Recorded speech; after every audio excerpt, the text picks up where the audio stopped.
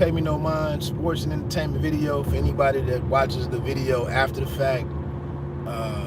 Not expecting too many people to join in live, but last weekend the latest Predator movie came out. This one was actually called Prey. Mentioned on some other platforms that while I watched the Shane Black iteration, I tracked that one for like a year plus as it was being developed, and I had certain expectations for it, and when it came out, it was one of the worst movies. It was by far the worst movie in the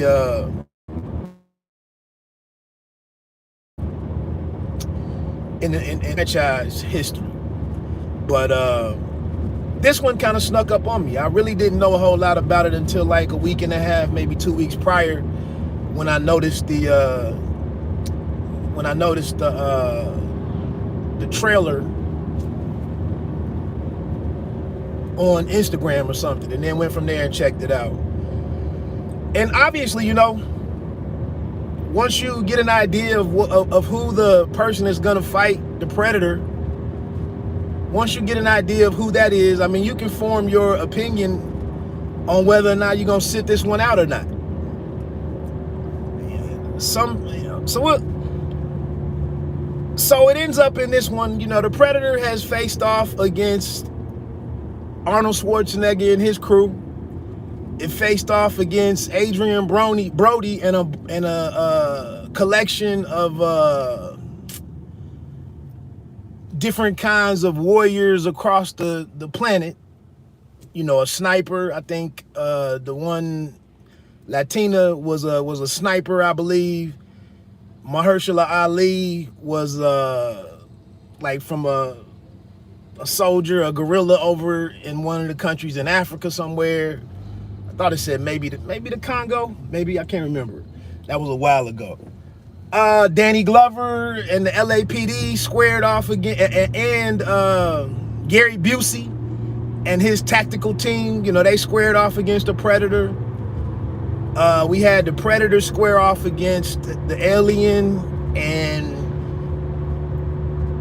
it befriended Sanaa Lathan and AVP. What else? The Predator was kind of doing his own thing again in AVP, the Requiem movie or whatever, when like the Predator had to come back and kind of take out the mutated Predator. Remember that one? So it's been a lot of a bunch of different opponents, have been put together to take out the Predator, and it got, what do you know? It got around to this teenage Comanche girl, and they chose to go back into the early 1700s and put the Predator, a very early version of the Predator that was sent out in the Great Plains in like 1719, I think was what it was. So while this is happening, as this is happening, or as the Predator is coming into the environment, the local environment, we have a young girl. We've seen this story before. We've seen this trope numerous times. Some figure, often a girl, doesn't want to conform to the normal roles and responsibilities and duties of their gender, and they go out and do some other things, and they want to do some other things. And Naru, I think is her name in this one, she does not want to do the gathering and the cooking, and she doesn't solely want to be a healer. She wants to, she envisions herself as being a hunter, and if need be, a warrior. So like I said, if you're a guy that's on this, these rigid gender definitions and roles and whatnot, I honestly don't even know why you would watch the movie. You already know what you're getting into. And along those lines, I talk about boxing from time to time, and sometimes when I watch a fight between a fighter that I really like and a guy that maybe I don't care as much for personally over the lifetime that I've been watching him fight, there have been times where I noticed I somehow, even though it's two guys fighting and I'm watching both of them, sometimes I'm watching the punches of the guy that I like more. I'm noticing his work more cleanly. And it's been times where they you know, at the end of the round, they show something, they show a big flurry or a big combination or a big, you know, action-packed sequence, and they show it in slow motion. And during motion replay, I noticed that the guy that I like took a couple of shots that I just didn't even notice in real time. So, and I use that analogy because I feel like, again, if you're a movie fan, a film fan out here, and you're tuned into this whole agenda, you know, it's an agenda going on, whether it's women's empowerment or women this or women in the forefront, you know, you could miss the other things, and you can miss the other aspects of the movie where there was some strong males, there were some strong men. Naru's brother, I can't think of his name, but he provides a lot of that. One thing that I'm a little confused on some people complaining about the movie, I mean, it's three, I'm assuming it's three white dudes who wrote the movie.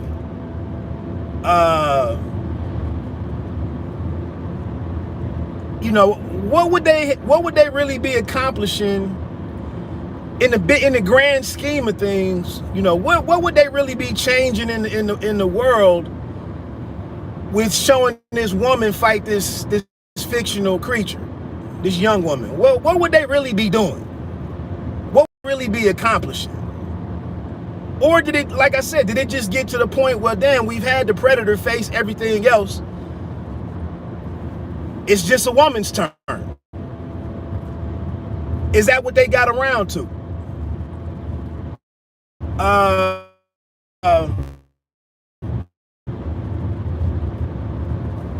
don't know. I actually thought, I thought how they handled the situation, because I had some concerns going into it. Like, you know, how are they gonna keep this remotely believable for a female? You know, we know Arnold Schwarzenegger's big ass squared off with the Predator.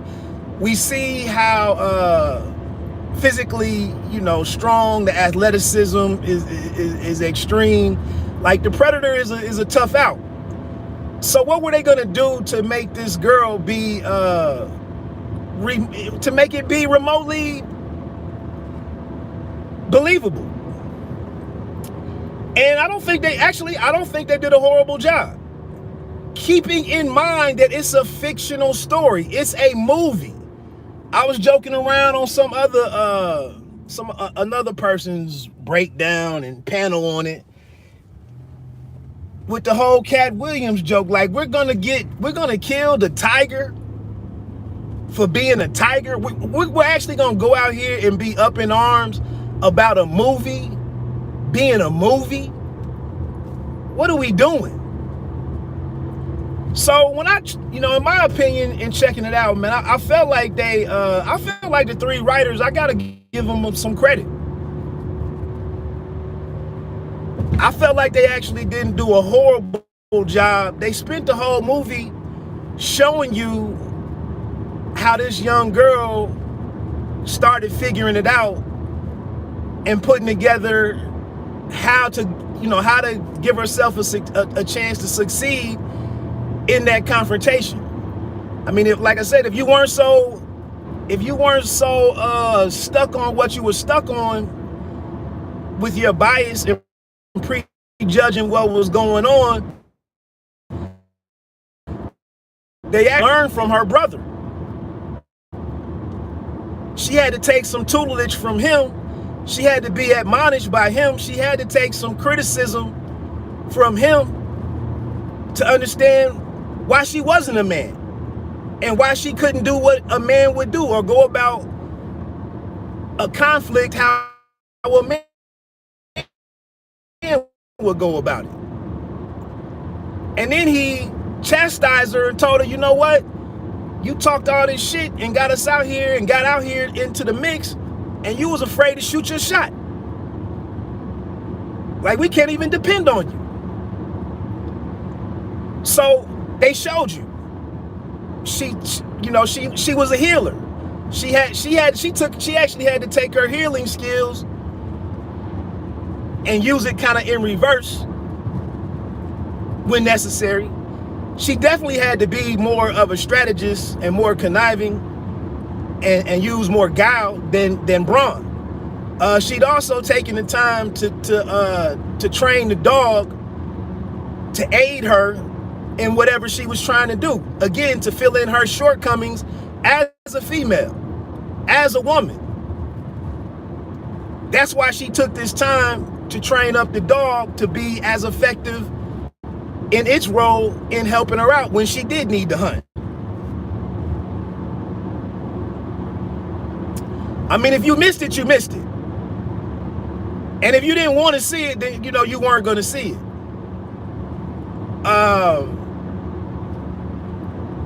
She's also out here, the brother actually shows us some different attributes of a man, some different qualities of a man and being a leader. And he's like, well, my sister, and it's his sister, so there's some bias there. But he's like, she's actually talented at tracking.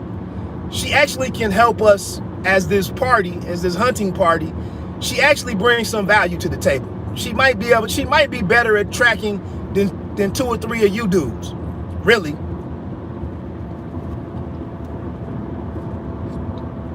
So he becomes like an intermediary between his sister and the rest of the hunting party, knowing that she still has some maturing to do.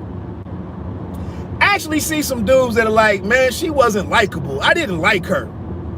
You couldn't even like this character that was in the lead role of the movie. I couldn't like her. I'm like, what kind of bitch shit is that?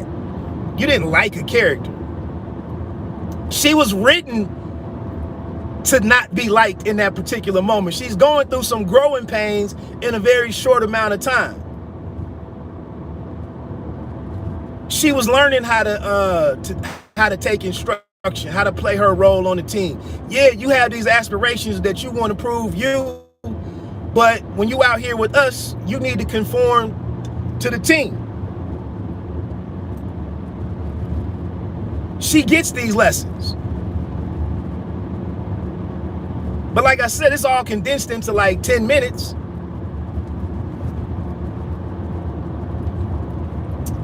Naru finds while they're anxious or solely focused on getting to this lion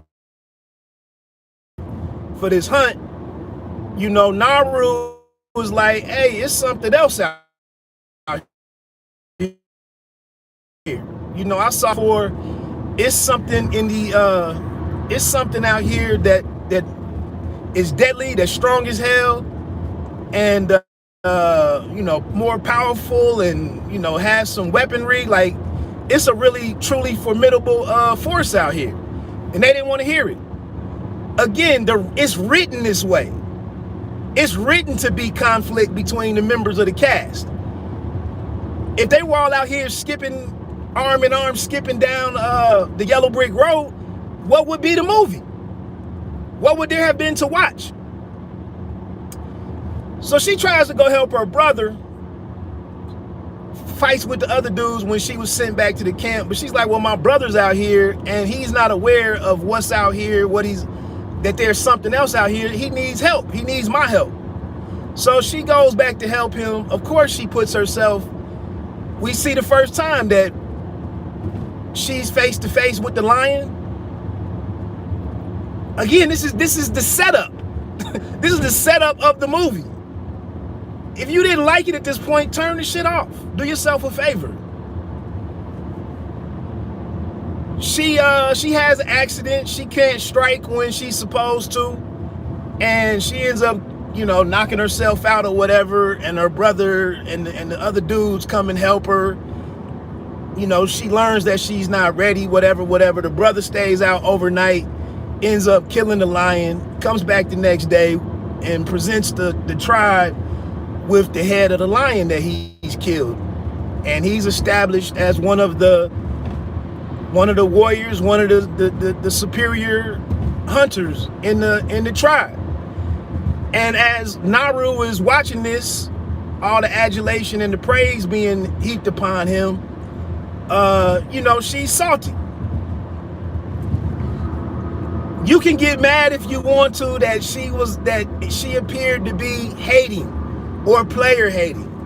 Again, she's written to do that because they're setting something up. I mean, if you want to say it's bad writing, then that's your opinion. It's bad writing, I guess. How else were they? Again, you getting mad at a movie for being a movie. The writers are trying to make you feel a certain way. They're trying to get you invested in a certain way, so that they can get to the next part of the next act. In addition to her being salty, she's also disappointed. She could be, and understandably, she's disappointed that she didn't shoot her shot when it was time to. So she's dealing with some self-doubt and disappointment and regret for not rising to the occasion. Then her brother showing the leadership that a man often has to show when you have to build up others, when you have to lead others, when you have to be a big brother, when you have to exercise some humility. He's like, man, I ain't even tripping off of you over here with your face all screwed up, because you my sis and I love you. And you don't even know what you're doing right now. So it's nothing personal. But he tells her one of many lessons that he tells her. That, I killed the lion using your strategy. You know what you out here doing, but your problem is when shit get for real, you freeze up. And we can't have that. That's unacceptable. So you need to fix that, or you need to get comfortable with picking food, with planting and gathering and doing the stuff that you think you don't want to do. Now, what are you going to do with what I've given to you? The other thing that she's still somewhat uneasy about is that they didn't identify the creature that's out there in the woods with the big ass feet that she breaks the stick and figures out just kind of the size of this animal that got here in a strange way with this fire that was in the sky. And then what she observed with some kind of, I don't even know if they had a name for technology back then, but this thing has some kind of way to conceal where it can become invisible and not be seen or blend in with its surroundings. So that's what her thing is like. I'm gonna go out here and find what this thing is. Y'all are all sitting here praising him and thinking that it's a time of peace and that we're not under attack and all is good in the world, when I've seen something contrary to that.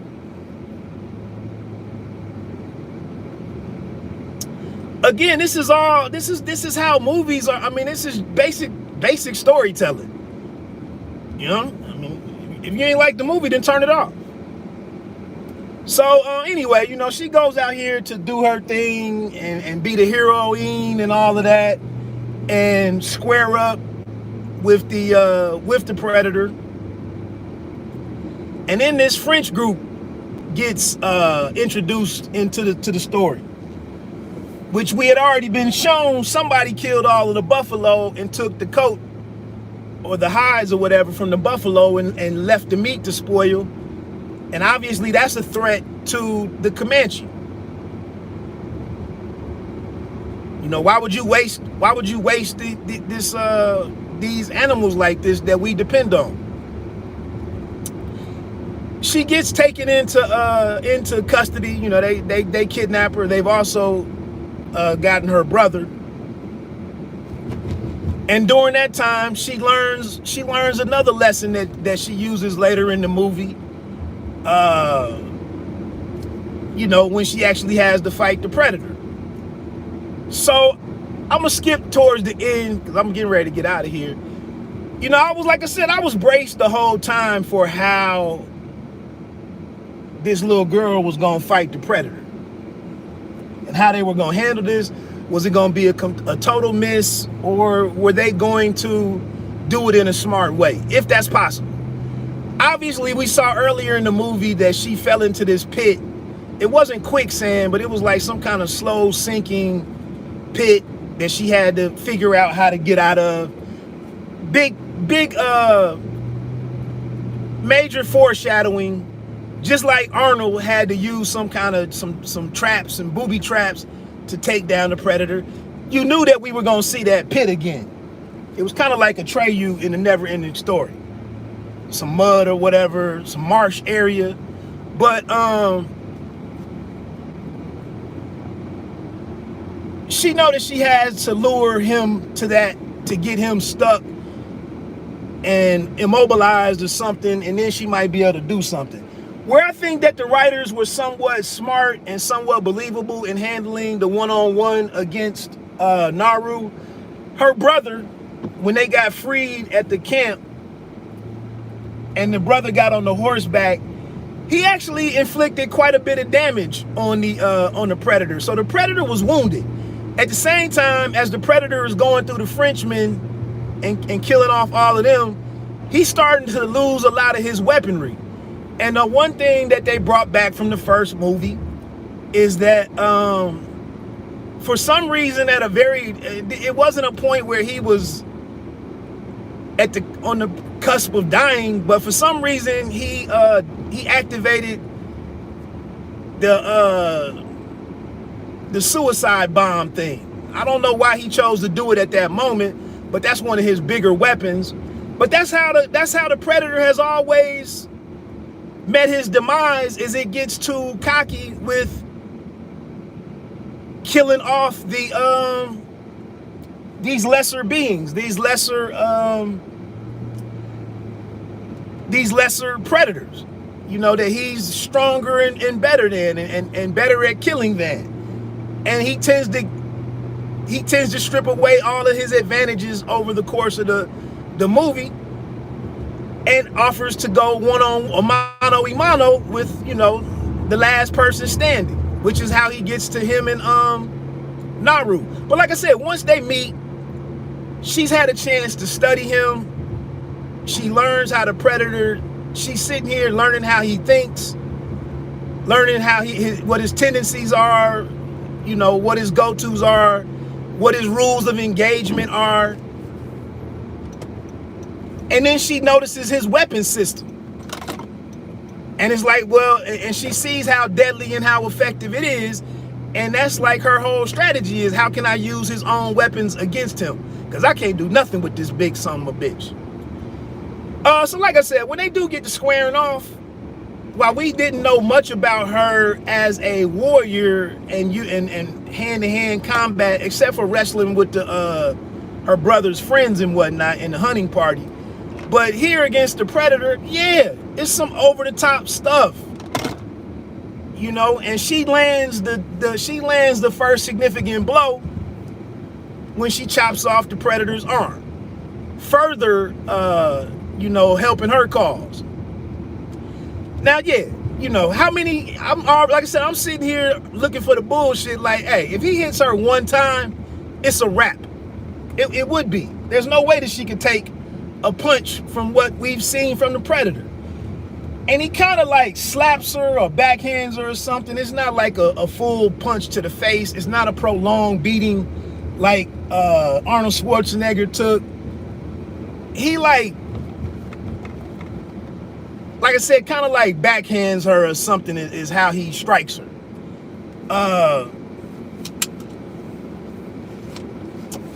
And this part was a little frustrating because a lot of it was shot in very dark background. It was a lot of smoke. It wasn't very easy to see what was happening here. And, they kind of used this kind of camouflage to make up for or to hide how anything might actually look on camera, on screen. But she gets the Predator into the pit. He's stuck. But the first thing that she did with a surprise attack, with ambushing him, is she gets to his helmet and sets that up to use it later on once she's positioned him. And once the Predator is stuck in the mud, and he really goes to panic and really sees that he's lost control of this situation. I guess that's why he thought that he could shoot his handheld, like, variation of a crossbow, but it shoots like these bolts or whatever. And while he panics, I guess, because I gotta watch this part again, but somehow or another, the targeting system is activated on the helmet. He doesn't realize that it's pointed at the back of his head, I believe. And when he goes to shoot these bolts at her while pointing the weapon at her, of course, these bolts are like target guided or something. You know, they go where the 3 dots are, not where you point the weapon. But I guess in his moment of desperation, you know, and whatever, with the tables completely being turned on him, the bolts go at her, but they swing around the forest and come in the back and go where the 3 dots are. And that's how he ends up dying. And he gets done in with his own weaponry. And the fact that as we get to the end of the movie, again, the Predator gives up its advantages and to make it a fair fight. So that's the thing, like, for anybody that's criticizing the movie, you know, what is not consistent through all of the movies? The tendencies that we've picked up on that they've given us. What was different in here? And sometimes these types of these sequels and whatnot, sometimes they hang on to recurring situations and whatnot. Sometimes they pick up. I mean, they keep things in the series too long. You know, like I said, I didn't. In all, with my final thoughts on it or my critique of it, you know, if it was 5 stars, you know, I'd give it 3.5. You know, if it was 10, 6.5, maybe 7. I didn't understand the reason why they had so much dialogue between the Frenchmen and chose not to put subtitles on that. That pissed me off. I mean, you could put together, they were panicking, they were nasty dudes, you know, you could put together some things, but I just didn't like that. Didn't have a lot of familiarity with any of these actors, you know, any other performers prior to this movie. Like I was commenting on some other stuff, you know, it's been a really great period. It's been a really great run recently, maybe starting with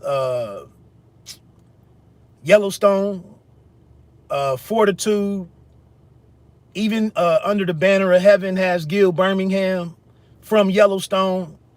Chairman Clearwater or Thunderwater, whatever his name is. I can't, Rainwater. I think Chairman Rainwater.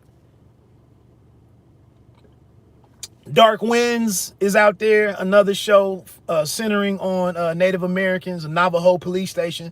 So they're in the midst of a great run, you know, with TV in Hollywood.